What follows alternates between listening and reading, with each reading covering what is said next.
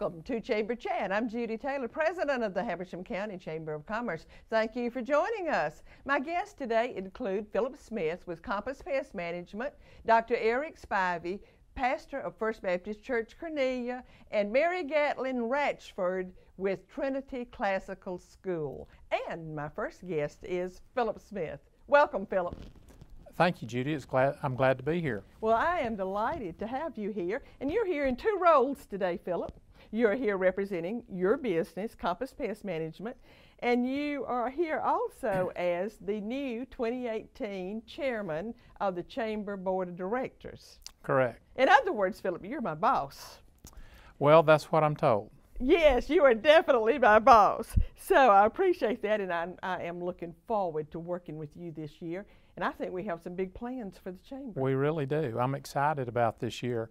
You know, this year, now that we have the Economic Development Council, yes, which you worked so hard on, and we really appreciate that. Now that's up and going. We're going to shift gears a little bit and focus more on tourism and on leadership development. And you know, we've always been involved in education, really promoted education.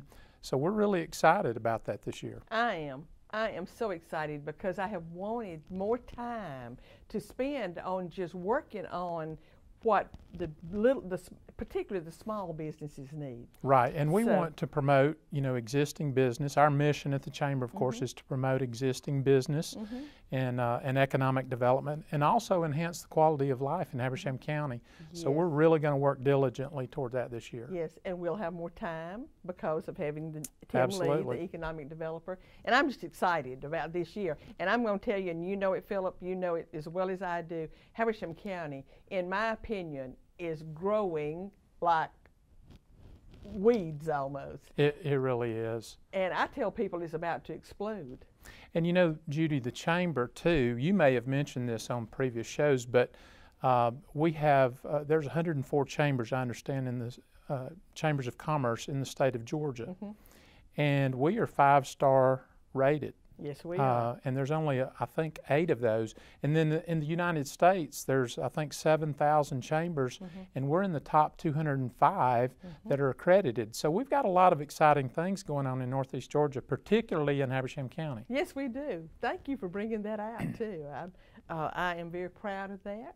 And to be 5-star rated, which is the highest rating, you have to provide the programs and services for your members that the accrediting association feels like you need to be providing. What I tell people all the time is we do all the big chambers do, we just do it on a smaller scale. But anyway, Philip, I want to talk a little bit about Compass Pest Management. Okay.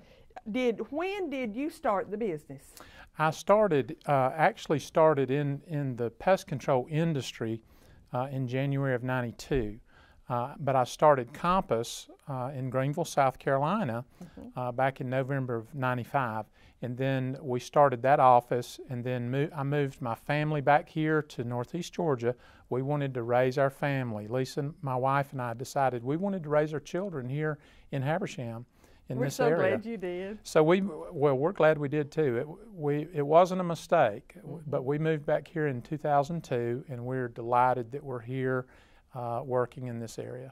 Well, Philip, what led you into pest management? Because I know you didn't study that in college. No, my father was a science teacher at back what used to be South Habersham Junior High School, now the middle school. Did he ever teach you? Yes, he did. He taught me in the 7th grade. He taught life science and earth science. And so I was always interested in science, but I studied marketing in college. And it just so happened I answered an ad in the paper for a pest control position, and was interested in working more in agriculture because I worked in agriculture, grew up on a small farm. And so when I got involved in pest control, it was just a natural progression.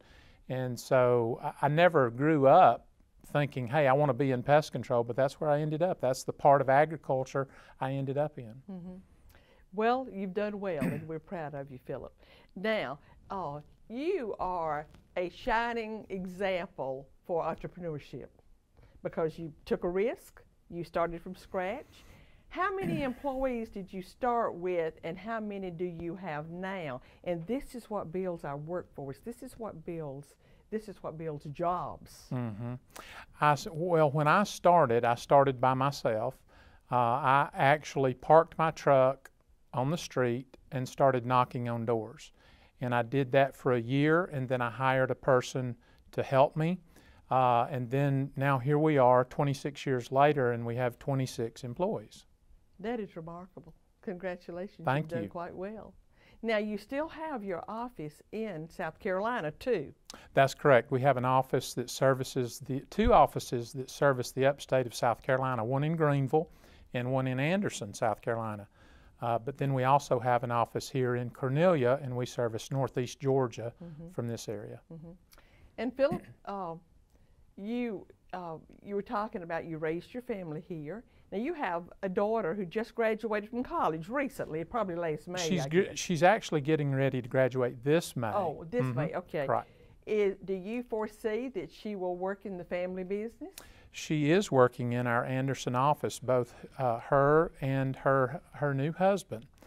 He works in our Greenville office. Just married, that's right. Yes, and so he's a technician in our office, and she's what we call a renewal coordinator. She calls accounts and sets up appointments for our current customers.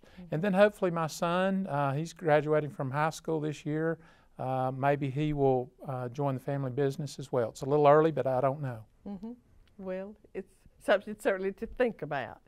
And now, Philip, I'm going to switch gears because time is almost over, and talk a little bit about you being chairman of the Chamber Board this year.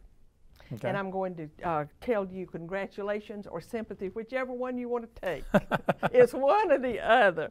But every chairman of the board, always they come in with a focus for that year, something they want to work on. What do you think will be your focus to work on with the Chamber for the year?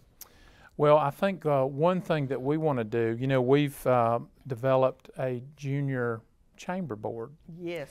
And our chamber has always been involved in education. And leadership. And so that's something we want to continue because that's an opportunity to develop future business leaders. We need our young people to have a desire to stay here in Habersham County, to work in Habersham County, to help manage the businesses in Habersham County and start their own businesses. So that's one thing that we want to do. And then, of course, we want to continue to support economic development. Absolutely. And so those are some big things that we're going to do. And then also, I'm going to be visiting people who are not members of the Chamber because it's been so important to our business, to Compass Pest Management, to be a Chamber member. And I feel strongly about that, and I want to encourage other people who are not members to join the Chamber. Thank you so much. Philip, I can't believe it, our time is up. I wish we had longer. We could go on, we could talk a long time about the benefits of Chamber membership and about what we're going to do this year. But thank you for being on Chamber Chat, and I'm looking forward to working with you this year. And I am as well. It's been my pleasure, Judy. Thank you. We're going to take a short commercial break and be right back. Please stay with us. With cable television production studios in Habersham and Towns counties, you're watching Windstream Cable Television Channel 4, home of local origination programming in North Georgia. From weekly church services to sports and community events, we've got you covered. Join us 24/7 for local programming at its best. Windstream Cable Television, it's what people are watching. Thank you for staying with us. My next guest is Dr. Eric Spivey, pastor of First Baptist Church, Cornelia.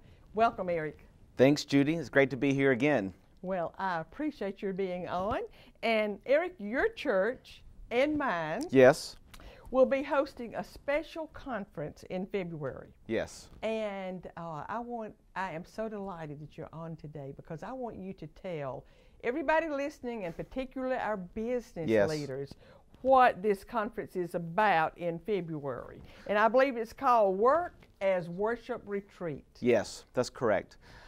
First Baptist Cornelia is really excited to be working and connecting with the Chamber of Commerce to offer a retreat that is about connecting our business lives with our spiritual lives, kind of breaking down the divide between our secular lives of all the time we spend at work and our spiritual lives, who we are as followers of Christ, and what that life is supposed to mean and how it impacts all the rest of our lives. And so it's called the Work as Worship Retreat. It will be a simulcast we won't be having the speakers there. They'll be happening at a big event off-site. We'll be hosting it at our church. And so it'll be on February the 23rd. I think that's a Friday. It'll be an all-day event, and we look forward for people to come. I am excited about it. I have been involved in several simulcasts. Yes. We used to do LeaderCast. Yes. So this is a little bit different kind of an approach. So the design is really to help us as business people in the community to really rethink about how we live our lives and how the things that we do every day at work, everything from payroll to inventory to the work that we do in the community, of how... Yes, meeting people. Meeting people, of how that is a part of our spiritual lives. That when we call ourselves followers of Jesus, it's not just about what we do on Sunday mornings. And the idea of work as worship is that worship isn't just something that happens in this large gathering, not just something you sit down and everything then is done in front of you, but worship is something that we do with our lives. It is something that is an action. And so we take that idea and we apply it to the rest of our lives so that we see the things that we do every day as an expression of love, expression of worship, expression of praise to our Creator. I'm excited about this. It's so needed. Yes. It is so needed. Yes. And not just in this community, but everywhere. But Eric, talk about who some of the speakers will be.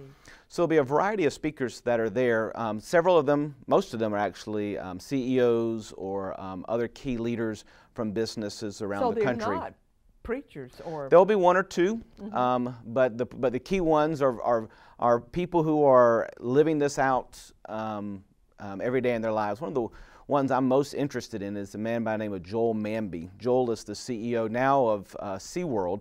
I knew Joel when he was the CEO of Silver Dollar City Incorporated, which is an entertainment company based out of Atlanta. They run Stone Mountain. I know them because they run Dollywood, where I used to work up in the Pigeon Forge area.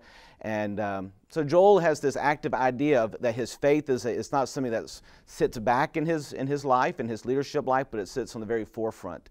And he has a book called Love Wins, and it's this really beautiful, Love Works, and it's this really beautiful idea that Christian love exhibited in just your everyday life at work makes a difference. You don't have to just be always just talking about Jesus for people to know that they've experienced Christ in your life. And there'll be a variety of other leaders like him, but that's some of the leaders that'll be there.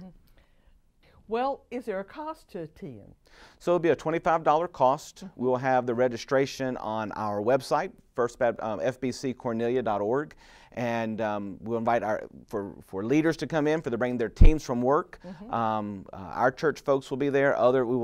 It's not connected to our church in that way, so everyone's invited to come, and that'll include lunch as well as the simulcast.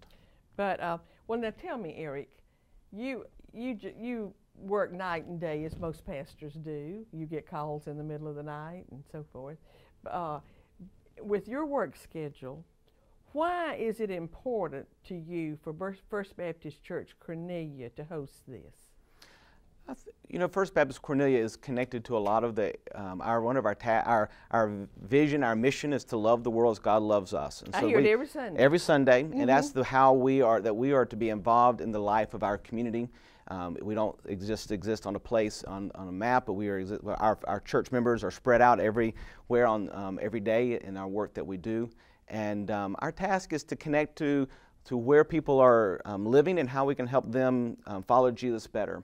And in this way, we're helping Christians who are in the workplace to find a way that they can live out their faith. And it's a way for us to partner with our Chamber of Commerce friends. We're proud members of the Chamber of Commerce. Yes, and you are. we want to see that this is a role that we can play in helping our Chamber of Commerce be stronger, helping our business be stronger. Yes. And so hopefully it's a way that it lifts all of us up as a community. And I want to thank you for being a member of the Chamber, because we don't have a lot of churches that see that benefit, but if they only knew how important it is, because when new people move to this community, many times they hit the Chamber website and put in churches. Only the churches that are members come up. We just received one of your layouts of referrals about the number of referrals that we'd received just from our through our partnership with the Chamber. And that's just how many times you were hit on our Chamber website. But let's quickly though talk about some other things the church does. Our church is so involved in the community. And talk about some of the other ministries that we have. And I particularly want you to mention the cold weather shelter. Yes. So about 5 or 6 years ago, one of the very first Arctic winters came in, and we were having about 2-3 degree weather, and we knew there were people who were living on the street in our community, and so we opened up our church to be a place of warmth, and with the main goal of just keeping people alive. And that has developed into a shelter ministry, and so we opened up during the after the hurricane, and all of the trees and all the power that was gone, and so we were open for about 4 or 5 days during that storm, so that folks could come in to stay safe. We had folks come in to get showers, some folks to come in just to charge their phones, and then over the past week, we've really begun to shift. We open up when we have someone who says we need a shelter. We don't want to open if there's not going to be a need. Right. And so what we've done most recently is we've really begun to just if there's 1 or 2 people, we'll actually put them in a hotel room to keep them alive for the coming days. And so we've done a lot of that over the past week, rather than necessarily opening the whole shelter up and trying to have people there all the time. Right. Our benevolence ministry does so much for so many people in this community. We do. But Eric, I can't believe it, but is our 8 minutes gone? Yes, our time. It always goes by up. so fast, Judy. It does, but thank you for being on Chamber Chat. Thank you. Thank you for all that you do in this community. We appreciate it. From one Dancing with the Stars to another, it's always an honor to be with you. Thank you. Thank you. We're going to take another short commercial break and be right back. Please stay with us.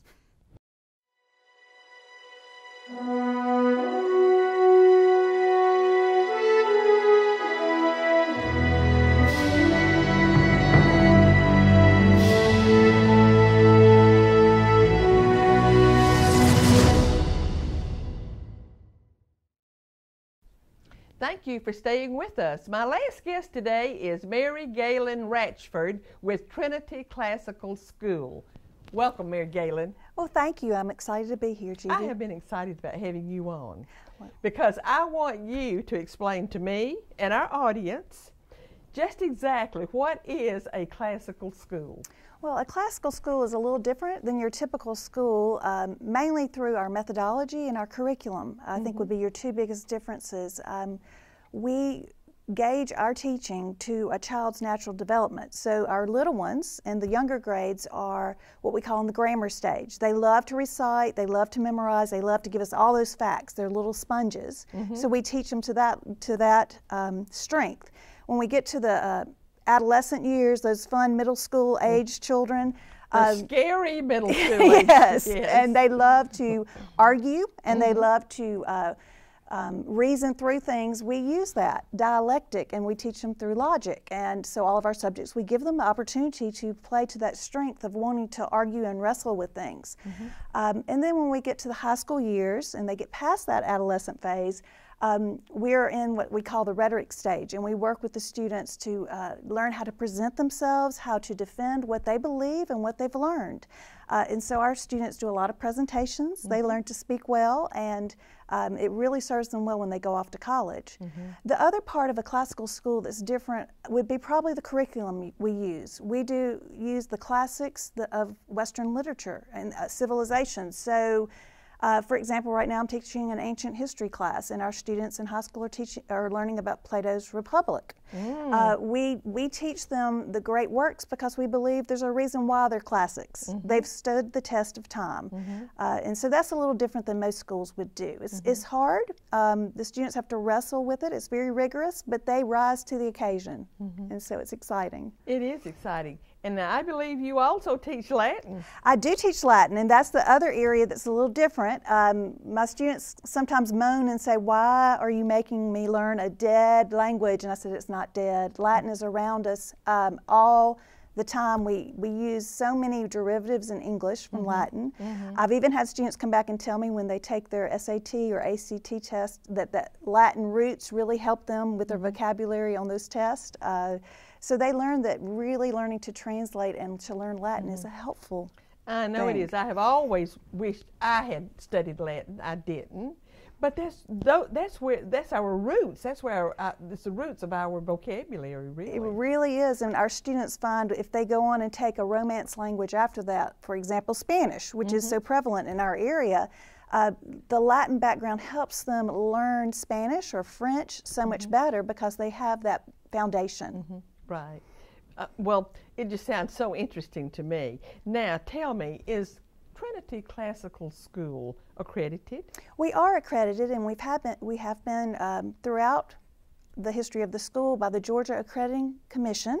That means that we meet all of the requirements for their standards. Our staff, our teachers are fabulous, and they all meet the requirements either by holding a teacher's certificate through the state of Georgia or through just the credentialing requirements that the GAC provides. So your students have no problem in getting into college? Not at all.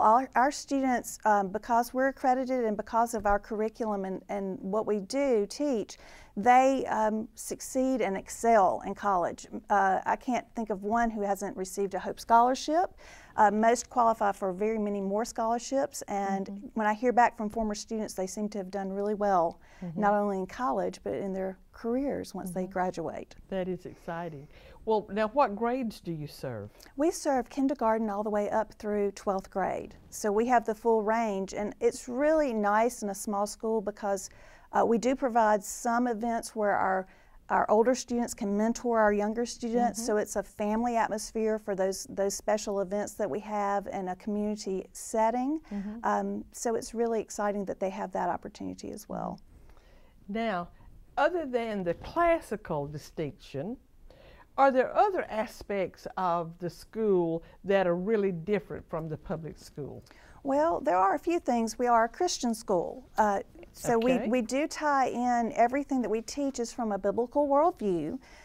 We do offer Bible classes from our kindergarten level all the way up through our seniors. We take classes, by the time they get to their junior and senior year, they're taking things like hermeneutics and apologetics with a college professor who comes and teaches on our campus. So, do they get college credit? Or they can't get college credit for that because of the way the Georgia, the Hope is set up. That's not a recognized class as far as for dual enrollment. However, we do offer dual enrollment classes, so most of our seniors graduate with at least a semester of college credit when they graduate. That is wonderful. So you do offer dual enrollment? Yes, ma'am, we do. We have it in several, our math and science, language arts, and hopefully history next year. Well, what colleges do you offer it with? We work with our local colleges, so Truett McConnell over in Cleveland, Toccoa Falls, and Toccoa, and then also the North Georgia Technical College. We just have our group right now are just starting an anatomy class at North Georgia Technical today, so we're excited they're going to get to do that. That sounds wonderful, Mary Galen. Now tell me, we've talked about the rigorous academics, and I do believe they're rigorous too, but do you have sports there? Do your children get to have some fun? We do have fun. We have the classical ideal is to train the mind, but also the body and the soul. And so we offer sports and PE. So all of our students take PE, but then we also have basketball, girls and boys basketball. We have girls and boys cross country. We offer usually girls volleyball. We've had football in the past, but that's harder with a small school. But we have had students, one of our seniors this year actually was with a national homeschool football team and got to the national championship with that group. So we do provide opportunities for sports with our students. That is exciting. Well, how about community involvement? Do you encourage that with your students? We definitely encourage that. We believe that service is part of being a Christian, that that we need to develop that in our character. And so our students have done things like serve at the soup kitchen. Our little ones like to go to the senior center and visit with the seniors and do special things. We also have students that will go on mission trips, but here in our community they've worked at the food bank. So we do try to provide as many opportunities as we can for service. That's wonderful.